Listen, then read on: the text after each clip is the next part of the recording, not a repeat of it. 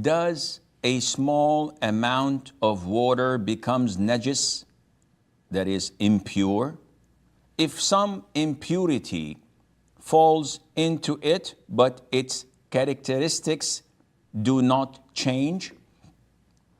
This is a very long topic that was discussed in the books of jurisprudence, of fiqh, in different schools of thought.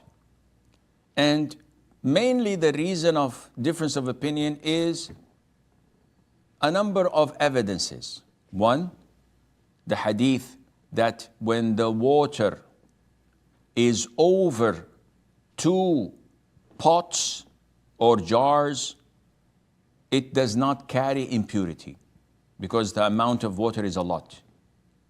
And the other hadith is water is ṭahūr.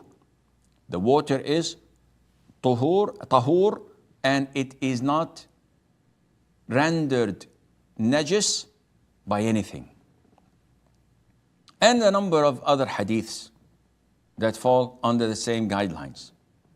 So some scholars said that if the water is below the level of 2 qullah, jars or pots, big pots, then it carries impurity, regardless.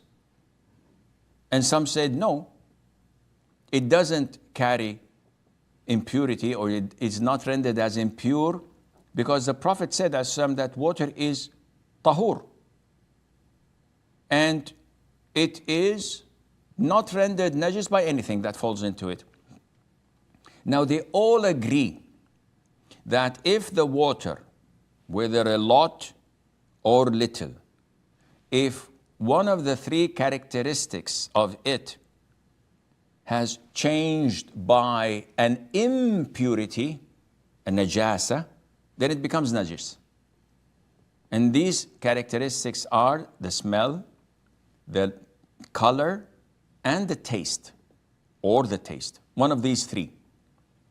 So if there is a lake, the sea water, the ocean water, the Nile, the river, this is not rendered as najis because it's always running, and no matter how impurity you put in it, it does not change its characteristics because it's a lot.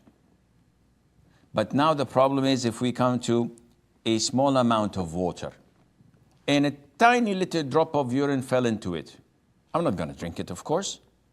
But if I look into it and I smell it and I taste it, ugh. But if so happens, and there is nothing that has changed. So all the characteristics of water remain as water. It was not changed by this little minute impurity that fell into it. This is the issue of dispute. Some scholars say, no, it is najis, even if it's not changed, because it's less than 2 jars or 2 pots.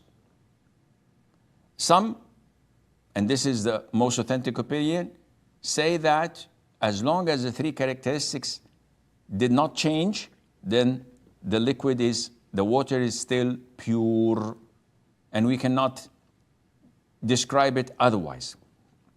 So this is the most authentic opinion of scholars.